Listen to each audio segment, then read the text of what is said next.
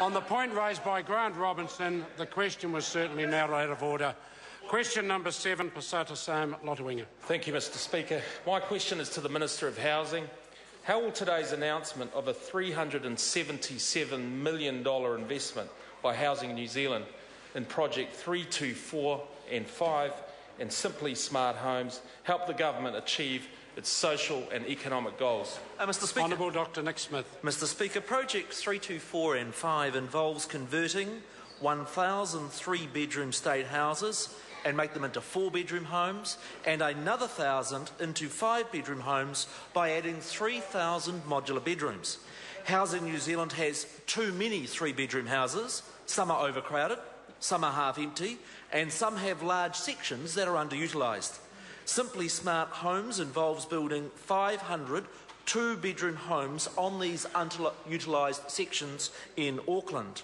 These projects will house an extra 4,000 people and contribute to our social goals of healthier homes, more affordable homes and happier families. And the Minister of Finance is pretty happy because it's very good value for money.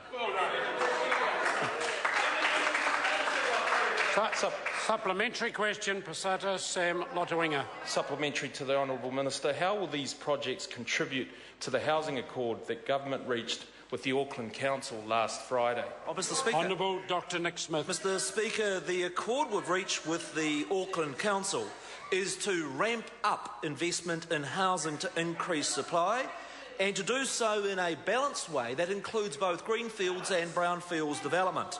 This $377 million investment by government is in infill housing over the next 3 years and will contribute towards those goals of an extra 39,000 houses over that period.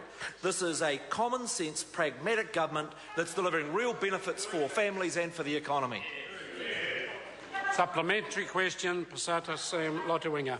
Thank you, Mr Speaker. How do these initiatives match up with the government's broader program of reform for social housing? Well, Mr Speaker. Honourable Dr Nick Smith. Mr Speaker, Housing New Zealand has historically been just too focused on the number of state houses rather than the quality, or for that matter, on whether they are the right size. For instance, there was a very deliberate decision by the previous government to reject the recommendations of the Housing New Zealand board and spend money on maintaining their houses because they said the only thing the public notices is the number.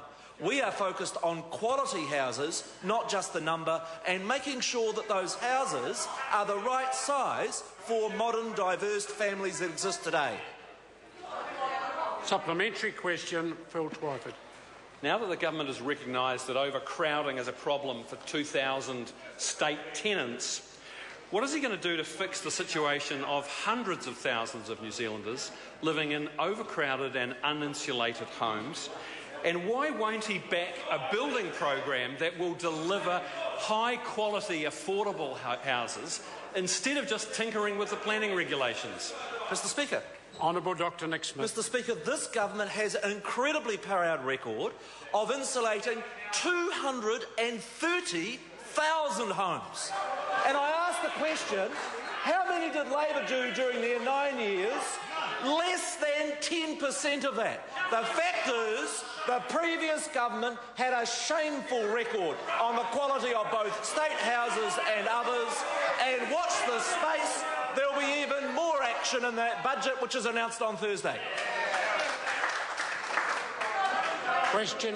Question number 8, Jacinda Ardern. Thank you, Mr Speaker. My question is to the Prime Minister and asks, does he stand by his statement